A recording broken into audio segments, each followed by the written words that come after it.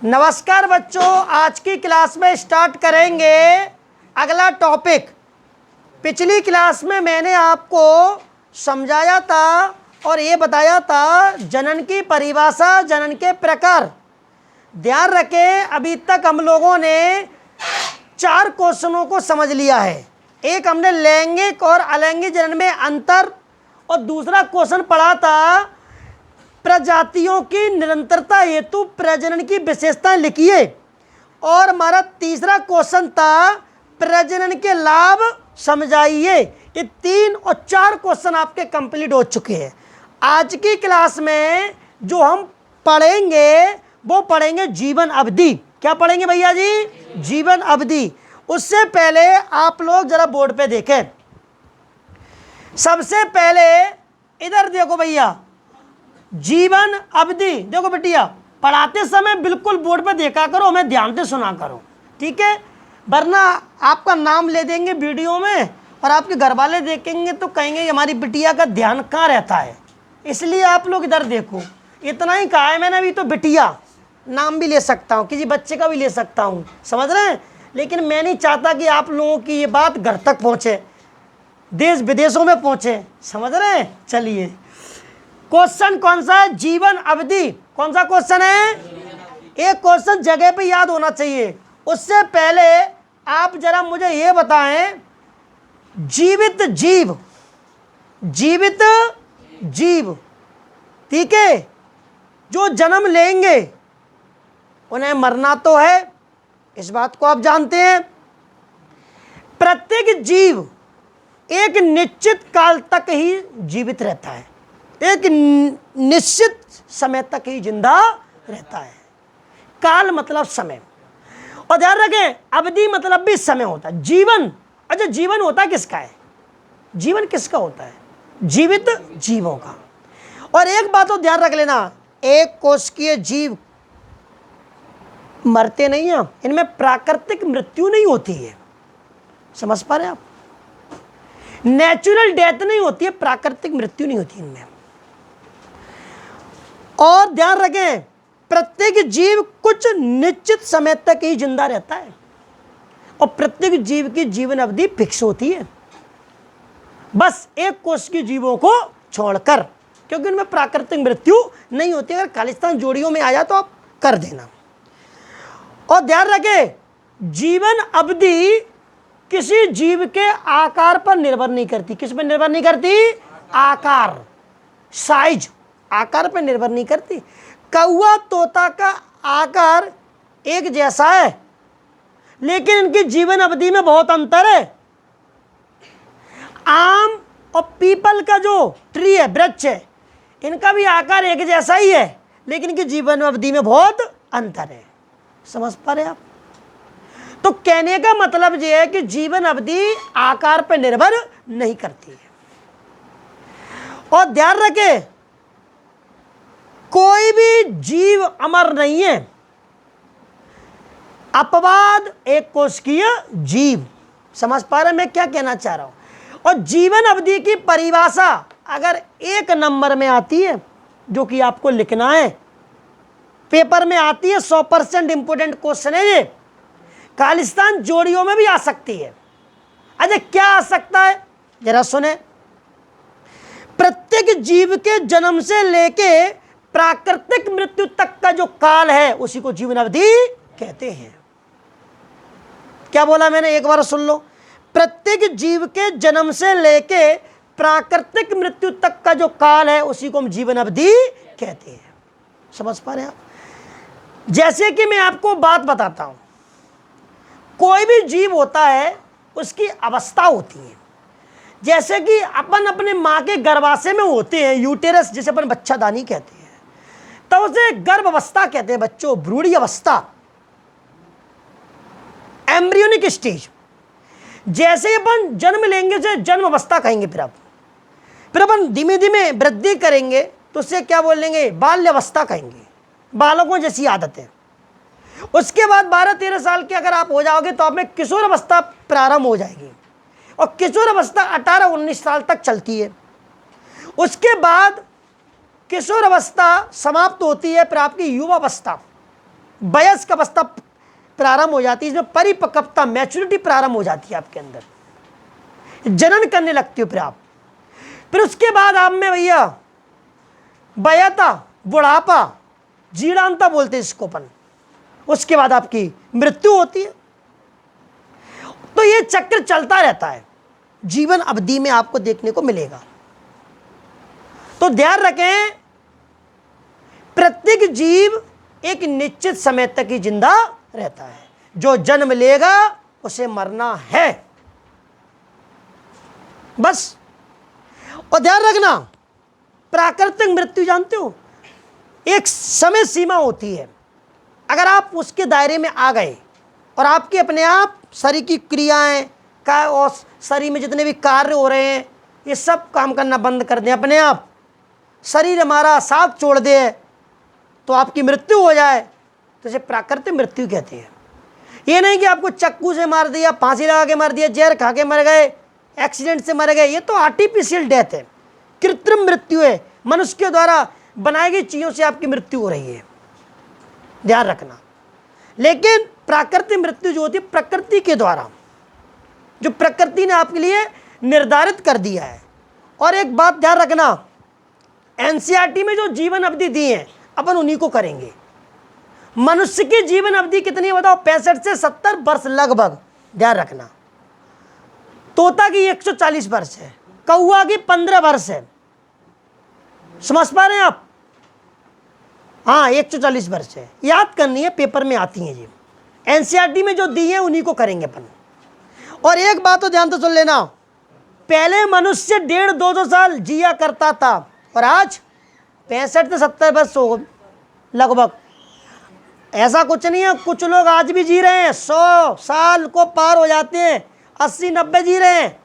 लेकिन जो लोग खाते पीते हैं, मजबूत है, दूध दही खा रहे हैं, एक्सरसाइज व्यायाम कर रहे हैं, और अपने आजकल के युवा पीढ़ी ऐसे नहीं है कि इडली, डोसा, चाउमीन, बर्गर, चीनी पराठे, मंचूरियन, मोमोज, फिंगर्स, आटा नूडल्स खा रहे हैं, मंचूरियन खा रहे हैं, दाबेली खा रहे हैं। तो बच्चा खोखला हो रहा है, कमज़ोर हो रहा है, इम्यूनिटी पावर जो कमज़ोर हो रही है, तो 40-50 साल की उम्र में चल बसेंगे।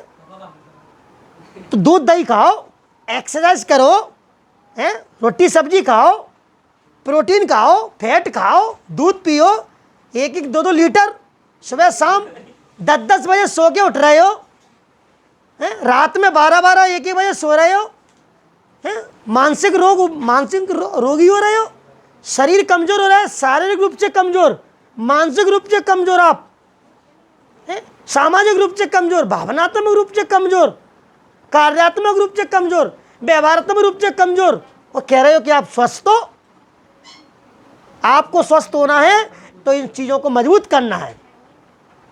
स्वस्थ व्यक्ति वही है शारीरिक और मानसिक रूप से फिट है। अब शरीर रूप से सही है, दिमागी रूप से पागल है, दिमागी रूप से सही है तो शरीर खत्म है। शरीर हो रहा है कि डंडा पे झंडा। अब फिर कह रहे हो कि सर हम 40-50 साल बाद ही चल दिए डुकरा बन जाओगे, डंडा लेके बीच में झुक जाओगे और किसी हॉस्पिटल में इलाज करवा रहे होगे बस किसी में। मजबूत करो अपने आप को। गांव वाले चले जाओ, कितना दूध पीते हैं, कितना स्ट्रांग है उनके अंदर, कितने प्रबल है। 1-2 क्विंटल की बोरी को तो वैसे ही फेंक देते हैं वो। और शहर का बच्चा ने सर गर्मी पड़ रही है, 4 बजे नहीं आ पा रहे, धूप पड़ रही है, मन नहीं लग रहा सर। यहाँ क्या प्रॉब्लम है? एसी में बैठे हो आप, कोई दिक्कत हो रही है क्या आपको? ऐसी सुविधा कौन दे रहा है आपको? पंखे की हवा में बैठना पड़ेगा भी आपको, किसी के यहाँ बैठना पड़ेगा तो पसीना टपक रहा होगा, टप टप टपाक। इसलिए आज जीवन अवधि में गिरावट आ गई है। प्रदूषण देख लो आप कितना है, खान पीन में मिलावट देख लो आप, शरीर अंदर से खोखला हो गया है। फिर कह रहे हो कि जीवन अवधि में गिरावट क्यों आ गई है? इसलिए, लेकिन अपन को बायोलॉजी पढ़ना है भैया, क्वेश्चन लगाना है, इसलिए मैं आपको समझा रहा हूं इस बात को कि आपको तो याद मनुष्य की 65 से 70 वर्ष है लगभग, ध्यान रखना। तो जी आपका क्वेश्चन पूरा होता है, समझ पा रहे हैं? ध्यान रखना, इसमें जो जीवन अवधि लिखी है जरा एक बार मुझे देना, नोट्स है आपके पास? लाओ, मैं अभी आपको बताना इधर बता रहा हूं, सुनो। पहले आप लोग इस वीडियो को देख लेना, तो उसमें लिख लेना। अब मैं लिखूंगा, हाँ कोई दिक्कत नहीं है। चलो मैं बता रहा हूं। एलिफेंट, हाथी, 65 से 90 वर्ष। कितना? 65 से 90 वर्ष। बोलते रहा करो बेटिया। रोज, गुलाब, कितना? 5 से 7 वर्ष। डॉग, कुत्ता, 20 से 30 वर्ष। बटरफ्लाई, तितली, 1 से 2 वीक। वीक मतलब सप्ताह, या तो 1 सप्ताह या 2 सप्ताह जिंदा रहेगी। कौआ, 15 वर्ष। बनाना ट्री, केला का पेड़, 20 से 25 वर्ष। गाय, गौमाता कहते हैं जिसको अपन, 15 से 25 वर्ष। तोता, 140 वर्ष। क्रोकोडाइल, मगरमच्छ, 60 वर्ष। हॉर्स, घोड़ा, 62 वर्ष। फ्रूट फ्लाई, फल मक्खी, अबाउट मतलब लगभग 20 या 30 डे, दिन मतलब 20 या 30 डे। राइस प्लांट, चावल का प्लांट, 3 से 4 मंथ का ही होता है, उसकी खेती इतनी होती है। धान की खेती नहीं की। चलो, टॉर्टोइस, कछुआ, 100 से 150 वर्ष। बनियान ट्री, बरगद का पेड़, 200 से 300 वर्ष। ये सब आपको मैंने लगभग जीवन अवधि आपको मैंने बता दी है। बताइए क्या दिक्कत है? अब इसके बाद बच्चों ध्यान रखना, नोट्स में एक क्वेश्चन दिया है, ठीक है? मैं इसको भी पढ़ के सुना देता हूं, ऐसा कुछ नहीं है। देखो क्या लिखा है। सभी जीवधारी अस्तित्व में आने के पश्चात, कोई भी जीवधारी हो अगर वो अस्तित्व में आ गया, उसके बाद क्या करेगा? वृद्धि करके प्रजनन करते हैं और काल प्रभावन के परिणाम स्वरूप, काल प्रभावन का मतलब समय के हिसाब से उसमें प्रभाव दिखते हैं। प्रोटीन का कमी होना, शरीर में प्रोटीन की कमी होना, कोशिकाएं धीमे धीमे काम करना बंद कर देती हैं। समझ पा रहे हैं? मतलब एक स्थायित्व प्रदान हो जाता है शरीर के अंदर। काल प्रभावन, बुढ़ापा की तरफ बढ़ना। कहते नहीं समय निकलता जा रहा है, समय निकलता जा रहा है। तुम्हें क्या लगता है? समय तो निकलता ही जा रहा है ना। आज तुम इतने सुंदर सुंदर दिख रहे हो ना, बूढ़े ढांचे हो जाओगे, झुर्रियां पड़ जाएंगी शरीर पर। ओ प्रेमवती बाई कहाँ जा रही है, ऐसे दिखोगे, फिर सड़े बूझे से लगोगे। आज इतने सुंदर चमकीले एकदम गोरे गोरे दिख रहे हो, क्रीम पाउडर लगा के। ये चमड़ी देखो एकदम चमक रही है। जब डुकैया बन जाएंगी, बैठेंगी बाहर,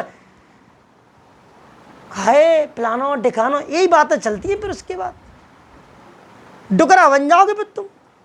ध्यान रखना इस बात को। चलिए, और काल प्रभावन के परिणाम स्वरूप उनकी मृत्यु हो जाती है। समझ गए? समय, जो काल प्रभावन, काल मतलब समय, समय के हिसाब से कोई चीज का प्रभाव दिखता है, उसके बाद मृत्यु, जीर्णता, बुढ़ापा हो जाता ना।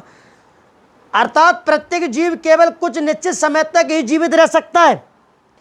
जीव के जन्म से उसकी प्राकृतिक मृत्यु तक का यह काल उस जीव की जीवन अवधि कहलाता है। समझ गए? प्रत्येक जीवधारी की एक विशिष्ट जीवन अवधि होती है। जैसे मानव की औसत जीवन अवधि लगभग 70 वर्ष है। ध्यान रखना। बताइए, और ध्यान देना, मैं इसको थोड़ा अगर बताऊं, कैसे बता देता हूं। जन्म से लेके प्राकृतिक मृत्यु तक का जो समय है, उसी को क्या बोलते हैं? जीवन अवधि कहते हैं। जिस दिन मेरा जन्म हो गया था, उसी दिन लिख गया था 65 से 70 वर्ष बाद शिवकांत सर तुम मरोगे। अब शिवकांत कब मर जाए कोई पता नहीं है, लेकिन जीवन अवधि तो भाई बॉस की 65 से 70 वर्ष है। ध्यान रखना इस बात को। और प्राकृतिक मृत्यु, पढ़ाते पढ़ाते बोलते बोलते मर जाऊं, क्या पता, ये प्राकृतिक मृत्यु मेरी। समझ गए? तो जीव, कोई भी जीव हो, किसी भी जीव के जन्म से लेके प्राकृतिक मृत्यु तक का जो समय है, अवधि है, काल है, उसी को जीवन अवधि कहते हैं। खेल खत्म। आई बात समझ में? और ध्यान देना, किसी जीव की जीवन अवधि में निम्न अवस्थाएं होती हैं। पहले होती है किशोर अवस्था, जो आप लोग चल रहे हो, 12, 13, साल की उम्र से चालू हो जाती है, 18-19 साल तक चलेगी। किशोर अवस्था एक ऐसी अवस्था होती है, वैसे चैप्टर 8 में पढ़ाऊंगा, ठीक है। चलिए, यह किसी जीव की जनन अवस्था से पूर्व की अवधि है। जनन मतलब रिप्रोडक्शन करने। आप रिप्रोडक्शन करोगे 19-22 साल की उम्र के बाद, उससे पहले वाली अवस्था जो है उसे क्या बोलते हैं? किशोर अवस्था। परिपक्वता, किशोर अवस्था का अंत क्या कहलाता है? परिपक्वता। 18-19 साल के बाद तुम्हें परिपक्वता प्रारंभ चालू हो जाएगी। समझ गए? प्रारंभ तो अभी भी हो गई, लेकिन अभी तुम्हें अभी परिपक्वता पूर्ण रूप से आई नहीं है अभी। समझ गए? इस अवस्था में जीव प्रजनन करता है। अभी तो नहीं कर रहे प्रजनन, अभी तो कोई संतान पैदा नहीं कर रहा होगा भैया कि बच्चे पैदा कर रहा हो, शादी ब्याह कर लो दुबके छुपके, ऐसा तो कोई कर नहीं रहा। बता दो अभी, केस करवा दो तुम्हारे ऊपर अभी। चलो मजे कर लो, मस्ती कर लो, लेकिन बच्चे बच्चे मत कर लेना।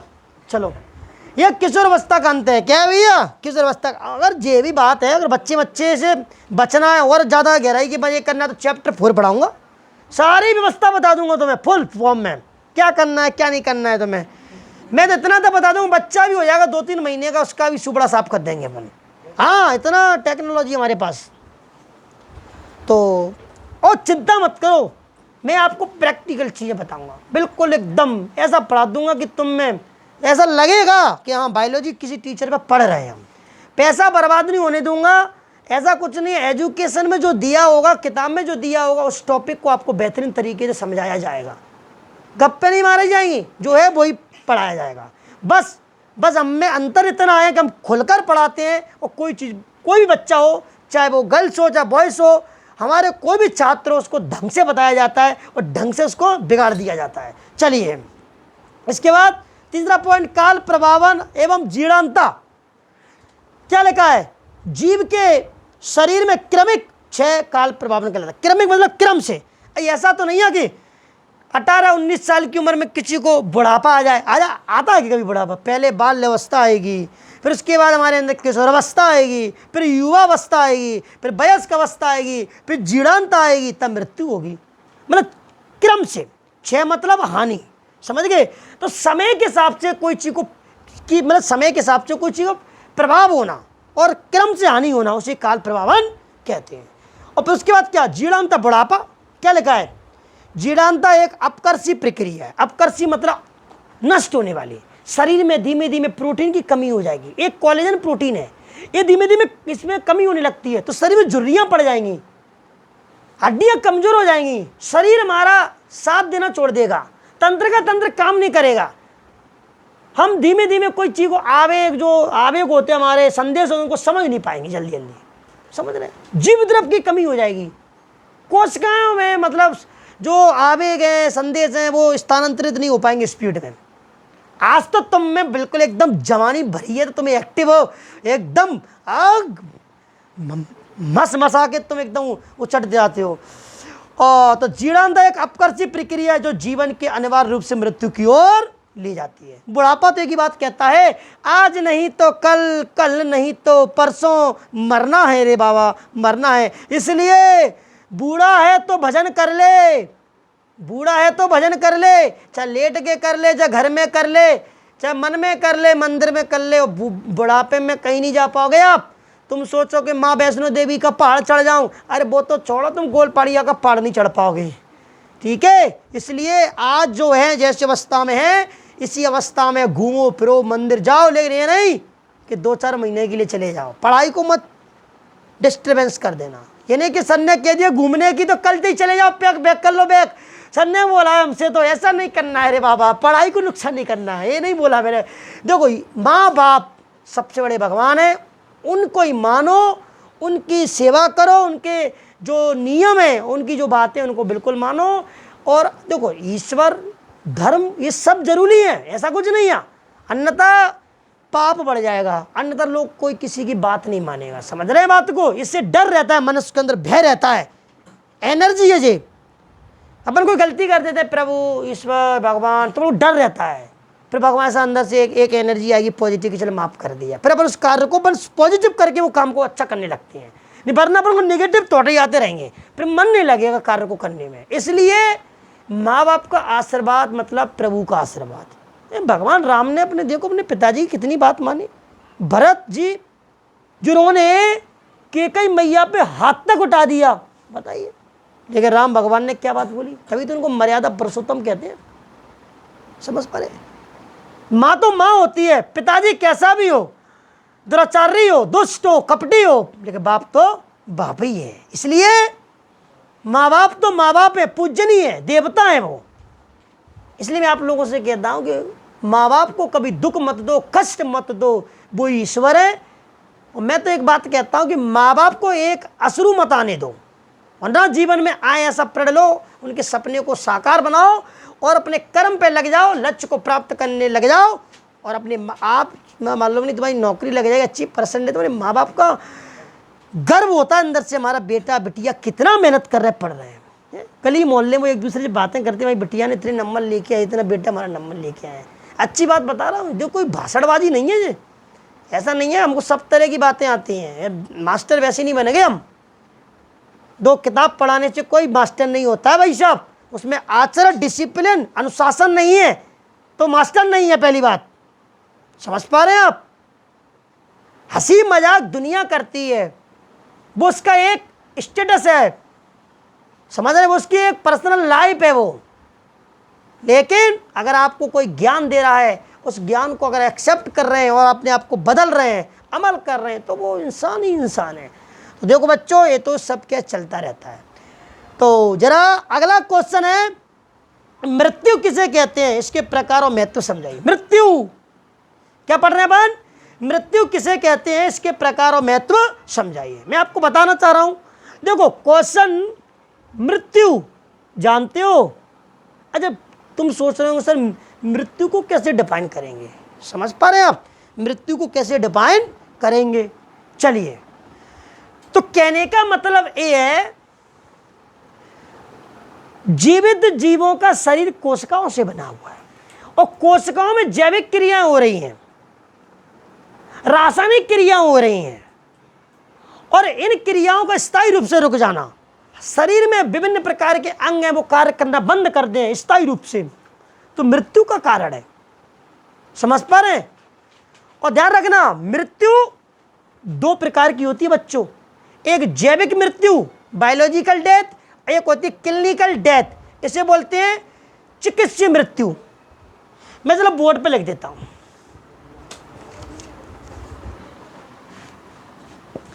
कंप्यूटर महोदय देखना क्या बंद तो नहीं हो गई है।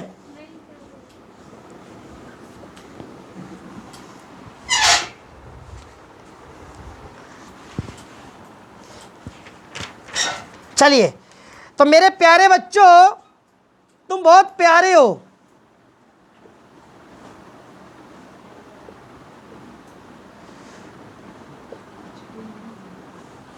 इसे क्या बोलते हैं?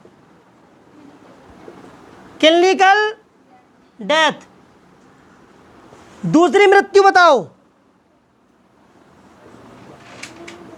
जैविक मृत्यु।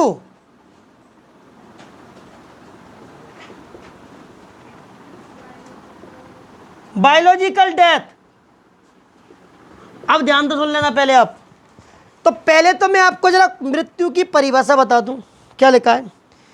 किसी जीव के शरीर की सभी जैविक क्रियाओं का स्थायी रूप से रुक जाना मृत्यु कहलाता है। प्रत्येक जीव जो जन्म लेता है उसकी मृत्यु होती है। मृत्यु एक आवश्यक जैविक क्रिया है जो प्राकृतिक संतुलन को बनाए रखती है। एक कोष के जीवों में प्राकृतिक मृत्यु कभी नहीं होती है। मनुष्य की मृत्यु के अनेक कारण होते हैं। ध्यान देना, जो जन्म लेगा उसे तो मरना है। अगर मरेंगे नहीं तो आज ये धरती कीड़े मकोड़ों से भर जाएगी, प्रजा पर अटैक करने लग जाएंगे जीव जंतु और जनता को हानि हो जाएगी। प्रजा मतलब जनता ही होती है। आपको मालूम होगा शायद भारत पूरे विश्व में नंबर 1 जनसंख्या में आ गया है, 149 करोड़ जनसंख्या। चीन पहले 1 नंबर पर था, आज अपन 1 नंबर पे आ गए। अब चीन दूसरे नंबर पे हो गया है। तो मालूम होना चाहिए, प्राकृतिक संतुलन को बनाए रखना है तो मृत्यु आवश्यक है बच्चों।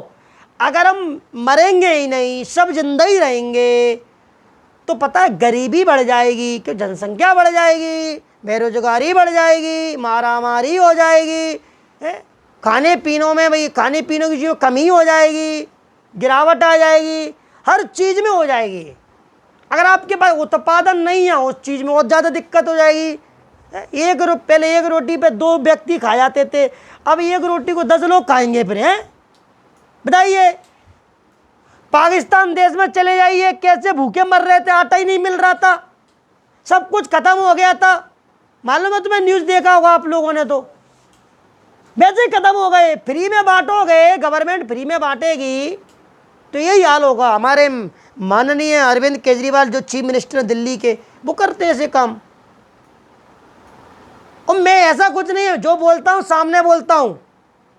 फ्री में लत लग जाएगी, आदत पड़ जाएगी। कर्म करो, मेहनत करो सुबह से शाम तक। मैं बोलता नहीं हूँ क्योंकि हम एक टीचर हैं, हमें क्या करना, राजनीति में हमें पढ़ना नहीं है। लेकिन बात मुद्दे की है। अगर किसी को कोई चर्चा करनी है, बात करना है, तो हमसे बिल्कुल अकेले में आओ, हम बात करेंगे, आपकी अर्जी का जवाब देंगे। कोई हम मोदी भक्त नहीं है, कोई भैया कि बीजेपी का पार्टी का कोई प्रचार कर रहे हैं हम। हमें किसी पार्टी से कोई लेना देना नहीं है। कहने को मैं तो सिर्फ अपने राम को मानता हूँ भैया, और जो राम को लाए उस पार्टी को मानता हूँ। बस मैं तो एक ही चीज़ को जानता हूँ, इसके अलावा मुझे कोई लेना देना नहीं है। अभी बीच में मैंने सुना कि वहाँ पे अब जो बिजली फ्री में मिलती थी बंद कर दी अब दिल्ली में।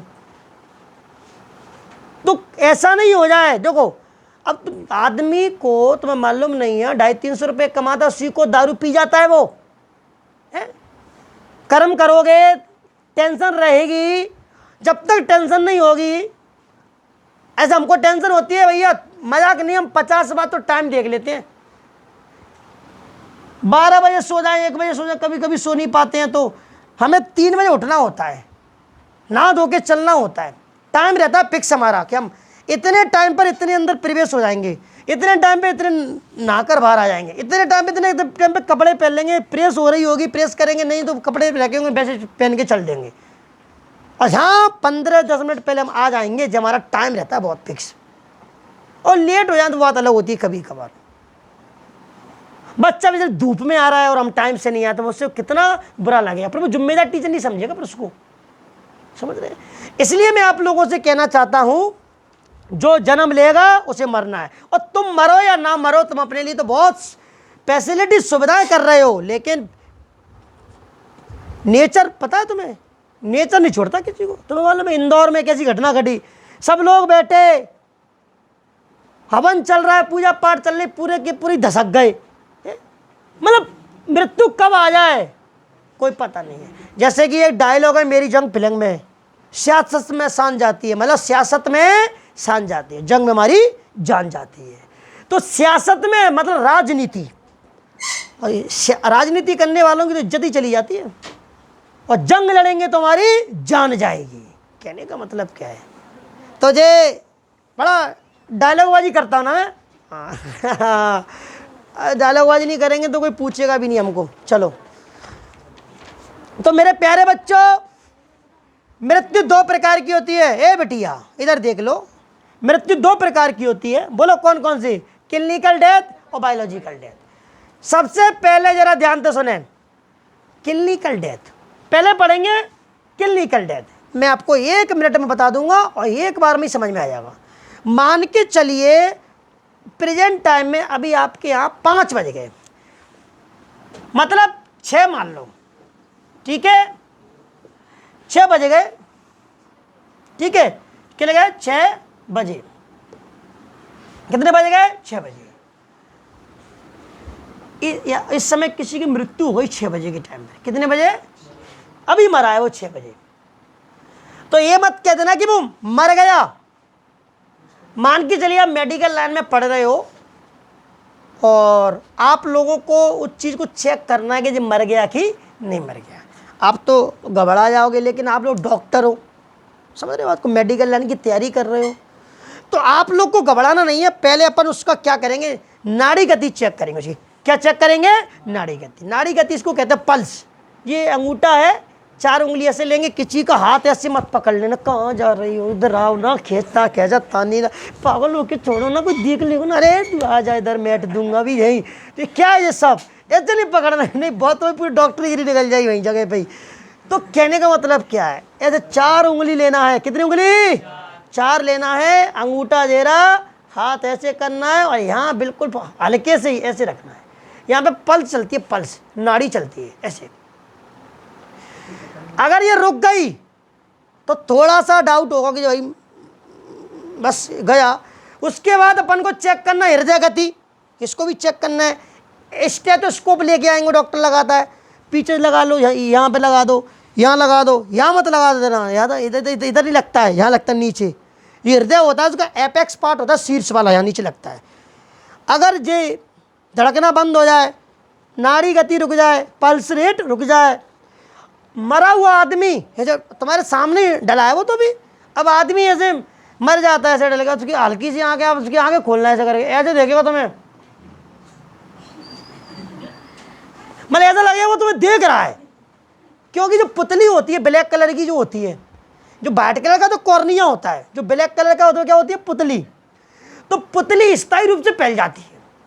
ऐसा अगर मरे मरा आदमी को अगर तुम देखो ये सब मेडिकल लाइन में पढ़ेंगे आप, MBBS जो करोगे, समझ रहे, प्रैक्टिकल जब हॉस्पिटल वगैरह होते हैं वहाँ जाते करते हैं, तो ऐसे आपको देखना पड़ेगा, ठीक है। ऐसा लगेगा तो देख रहा, क्या होता है ये स्थिर रूप से फैल जाती है ऐसे, ठीक है। तो 3 चीज़ें चेक करते हैं, हृदय गति, नाड़ी गति और पुतली का स्थिर रूप से फैल जाना। तो आप ये कहेंगे एक क्लिनिकल डेथ हो गई, क्या हो गई, ये चिकित्सीय मृत्यु हो गई, क्लिनिकल डेथ। अब ये मत कह देना कि भाई मर गया, किसमें आग लगा दी भुसुम, क्या पता कभी कभार हमारी कोशिकाएं कोमा में चली जाती हैं, समझ रहे बात को, ध्यान दें।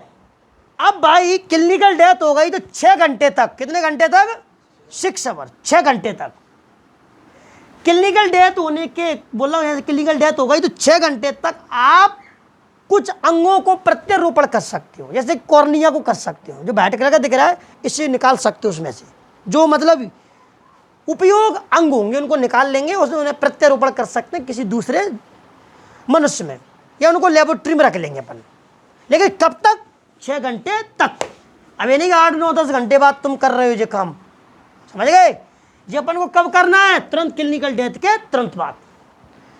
अब उसके बाद क्लिनिकल डेथ के बाद अपन को चेक करना है जैविक मृत्यु, बायोलॉजिकल डेथ। बायोलॉजिकल डेथ का मतलब है कोशिकाओं की मृत्यु होना, कोशिकाओं की मृत्यु होना, उसे बायोलॉजिकल डेथ बोलते हैं। क्योंकि लास्ट में दिमाग की सेल मरती है, दिमाग की कोशिकाएं, ब्रेन सेल मरती है लास्ट में, और जब सेल मर गई तो उसे बायोलॉजिकल डेथ कहेंगे। आई बात समझ। और बायोलॉजिकल डेथ हो गई तो फिर कुछ नहीं है साहब, आग लगा देंगे, सुपड़ा साफ कर देंगे, बाल कट जाएंगे, तुम्हारी कन्या मन्या कर देंगे, अगर बूढ़े ढांचे हो गए तो तुम्हारा तेरा ही हो जाएगी तरीके से। तो कहने का मतलब क्या है, और फिर वो रोना गाना, मेरा बाबुल छोड़ गया, सब रोना गाना चालू हो जाएगा।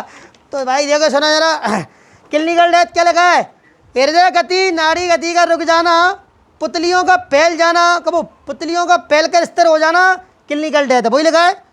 जैविक मृत्यु, चिकित्सीय मृत्यु के बाद भी कई घंटों तक शरीर की कोशिकाएं जीवित रहती है, मैंने भी बताया था। कोशिकाओं की मृत्यु हो जाने को जैविक मृत्यु कहते हैं।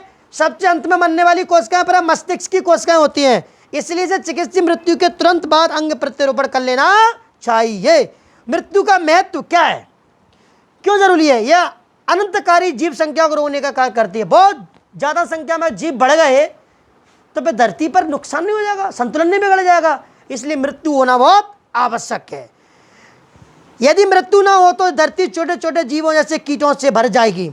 मृत्यु प्राकृतिक चयन के लिए अत्यंत आवश्यक है। आप देख लो उत्तराखंड में 2016 में बाढ़ आई थी, कब आई थी, भयंकर आई थी, क्या आई थी। तो मतलब कितना प्रकृति को जो करना वो कर देती है तरीके से। मृत्यु के बाद सूक्ष्म जीव द्वारा जीवधारियों के जटिल कार्बनिक पदार्थों के विघटन से सरल यौगिक बनते हैं, जो कि वातावरण में मिल जाते हैं और इससे प्राकृतिक संतुलन बना रहता है। आपको मालूम है कुछ जीव होते हैं, जटिल जीव होते हैं, सूक्ष्म जीव उनको विघटित कर देते हैं। जैसे गाय कुत्ता भैंस नहीं मर जाते तो सूक्ष्म जीव उनको विघटित कर अपघटित कर देते हैं, फिर दोबारा से वो मिट्टी मिल जाते हैं, पुनः चक्र उनका होता रहता है।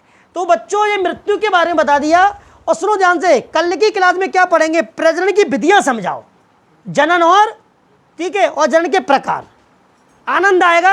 डायग्राम समझेंगे, सोमवार को आना है अब तो है। चलो तो बच्चों, थैंक यू, धन्यवाद, जय श्री राम।